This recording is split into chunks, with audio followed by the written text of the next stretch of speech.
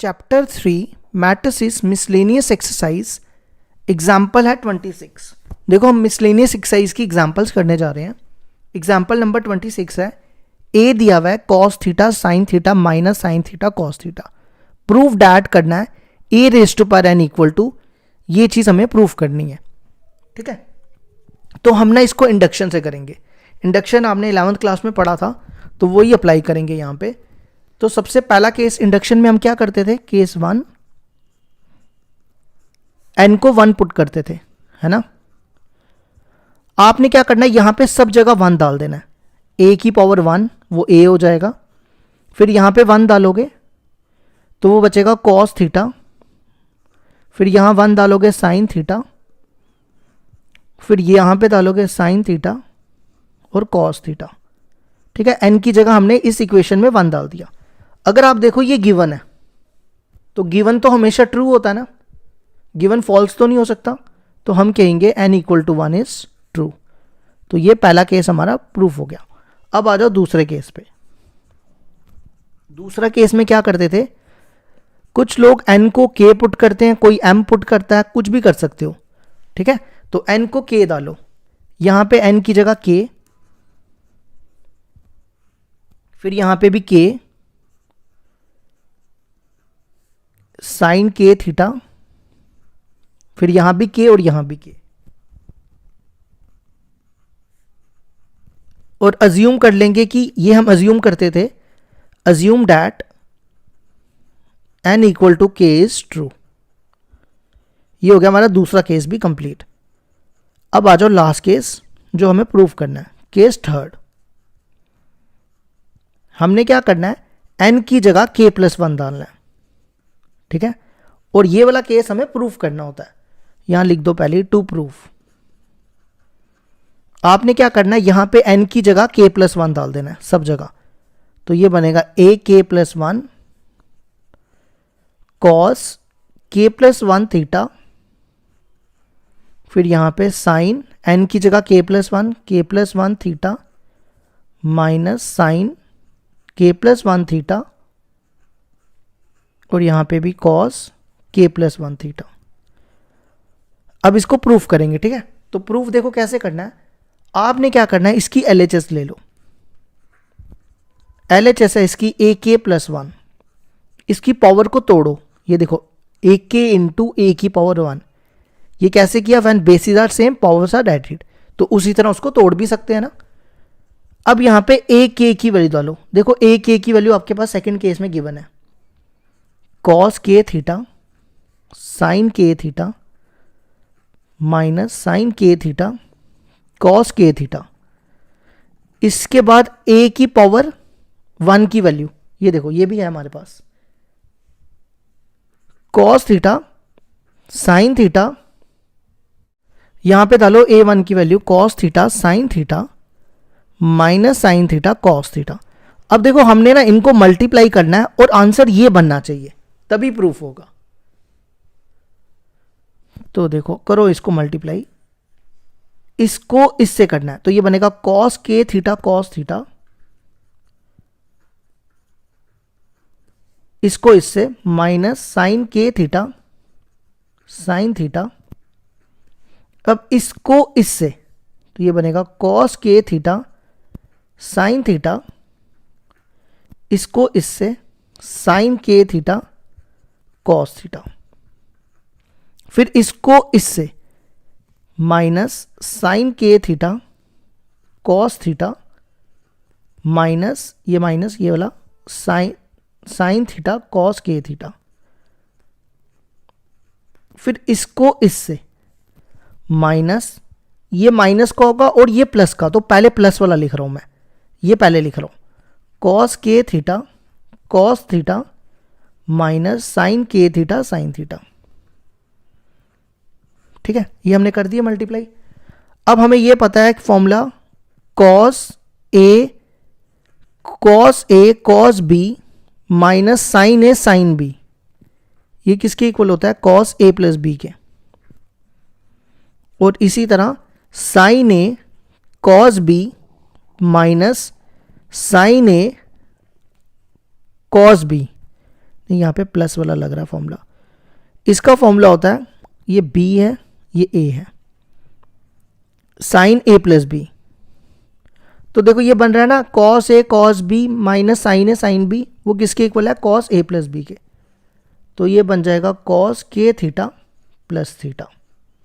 इसी तरह ये देखो, ये a, ये b, ये b, ये a, ये भी वही फॉर्मूला बन रहा है साइन a प्लस b के। तो ये बन जाएगा साइन a है थीटा और b है k थीटा। फिर यहाँ पे माइनस कॉमन निकालोगे, अगर आप इसमें से माइनस कॉमन निकाल दो ना, ये दोनों टर्म सेम ही हो जाएंगी। तो इसका भी यही फॉर्मूला बन जाएगा sine k theta plus theta. फिर यहाँ पे भी देखो ये और ये सेम है ना, तो ये भी फॉर्मूला सेम बनेगा sine k theta plus theta. बस अब एक स्टेप और करना है तो हो गया प्रूफ। इनमें थीटा कॉमन निकालो, ब्रैकेट में बचेगा k प्लस 1 थीटा, इनमें भी theta common, k plus 1 theta, और फिर इनमें भी theta common, k plus 1 theta, और लास्ट में भी थीटा कॉमन। अगर आप देखो ये और ये दोनों सेम है, तो ये आ गई RHS। तो n equal to k plus 1 is true, तो हेंस प्रूव्ड।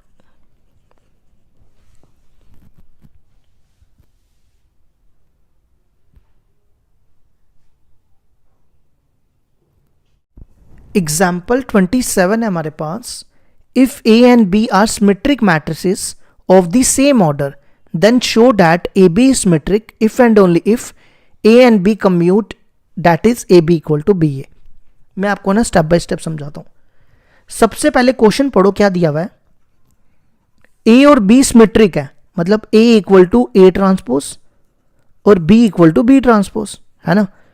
फिर क्वेश्चन कहता है देन शो दैट, अगर ए बी सिमेट्रिक है तो प्रूफ करो ए बी और बी ए बराबर होने चाहिए। तो given A B is symmetric, ये सिमेट्रिक है दिया हुआ है, तो हमें क्या प्रूफ करना है, to proof A B equal to B A, है ना, यही चीज प्रूफ करनी है ना। अच्छा अब देखो, अगर A सिमेट्रिक है तो मैंने लिखा A equal to A transpose, अगर ए बी सिमेट्रिक है तो हम लिखेंगे A B equal to A B transpose, है ना, ऐसा ही लिखेंगे ना। अच्छा अब इसको खोलो, ए बी का होल ट्रांसपोज किसके इक्वल होता है, ये आपने पढ़ा है ना, B transpose into A transpose, ठीक है। अब बी ट्रांसपोज की वैल्यू देखो किसके बराबर है, बी के, और ए ट्रांसपोज की वैल्यू ए के। तो देखो हो गया प्रूफ, ये हो गया हमारा प्रूफ। लेकिन एक चीज हमेशा याद रखना, अगर क्वेश्चन में लिखा है if and only if, if and only if का ये भी साइन होता है, ठीक है। अगर ये चीज लिखी है तो आपको कन्वर्ट्स भी करना पड़ता है, कन्वर्ट्स भी करना पड़ेगा। मतलब जो चीज आपने प्रूफ की ना, अब हमने ये प्रूफ की, ये गिवन हो जाएगा, और जो गिवन थी वो प्रूफ करनी है। मतलब अब गिवन है कि A B equal to B A, और प्रूफ करना है ए बी सिमेट्रिक, ठीक है। तो कन्वर्ट्स,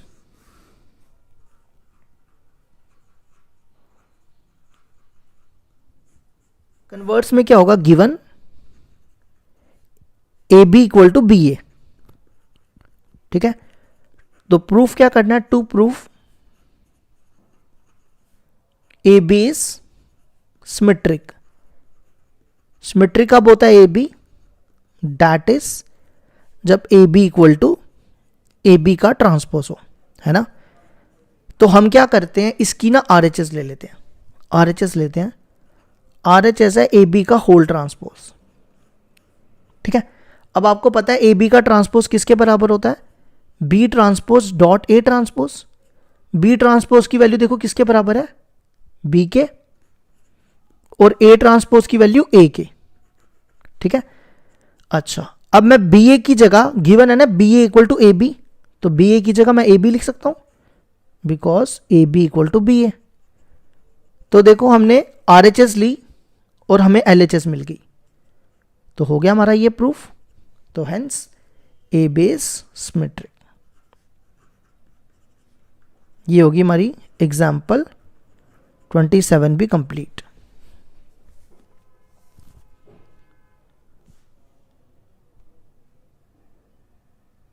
एग्जाम्पल 28 है हमारे पास।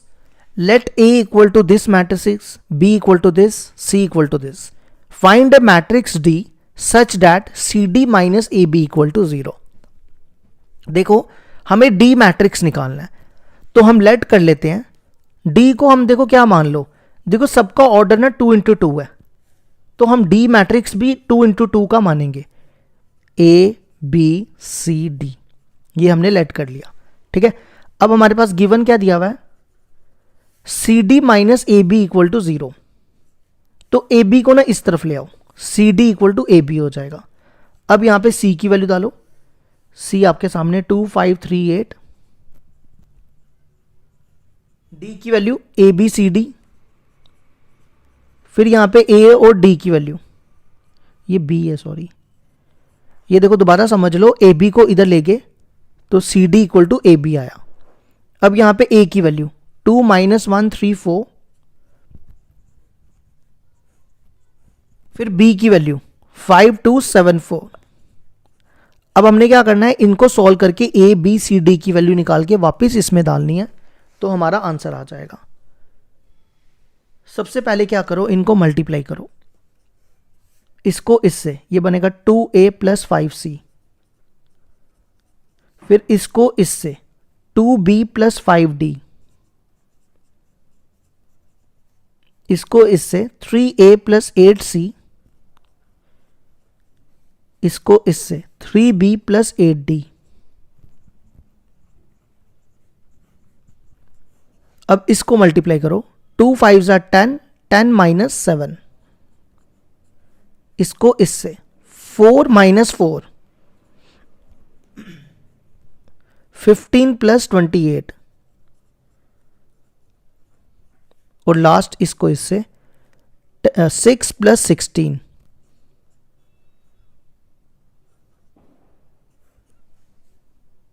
ये बनेगा ट्वाइस ऑफ, इसको तो सेम लिख दो पहले,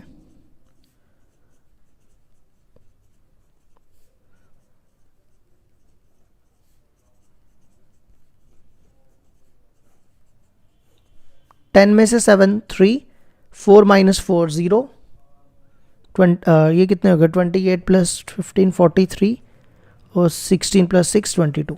अब आप ना इनको कंपेयर करो, पहले इसको इससे कंपेयर करो, 2a plus 5c equal to 0। यहां से ना a की वैल्यू निकालो, नहीं 0 नहीं सॉरी 3, ये 3 लिखा है मैंने, यहां से a की वैल्यू निकालो, 2a equal to 3 minus 5c, a equal to 3 minus 5c upon 2, इसको ले लो फर्स्ट इक्वेशन। अब इसको और इसको कंपेयर करो, 3a plus 8c equal to 43।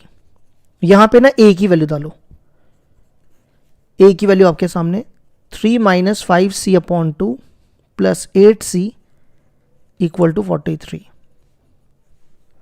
इसका एलसीएम ले रहा हूं, 2 एलसीएम ले रहा हूं, ठीक है, ये 16 हो जाएगा। पहले 3 से मल्टीप्लाई, 9 5 3 ज़ा 15c प्लस 8 2 ज़ा 16c इक्वल टू 43। ये 2 इधर ले जाओ, ये 9 15c में से 16c के माइनस c, 2 इंटू 43 कितना होता है 86। इस c को इधर 86 को इधर, minus c equal to 86 minus 9, तो ये बचेगा 77।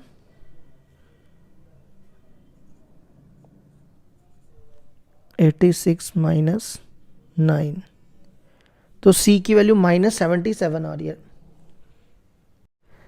यहां ठीक करना, यहां गड़बड़ की मैंने, ये प्लस आएगा, प्लस प्लस, तो c की वैल्यू आ गई 77। ठीक है, अब c की वैल्यू हम कहां डालेंगे, यहां पे a की निकल आएगी। c की वैल्यू किस में डाल रहे हैं हम, फर्स्ट में, तो a आ जाएगा हमारा 3 माइनस 5 इंटू c कितना है 77 अपॉन 2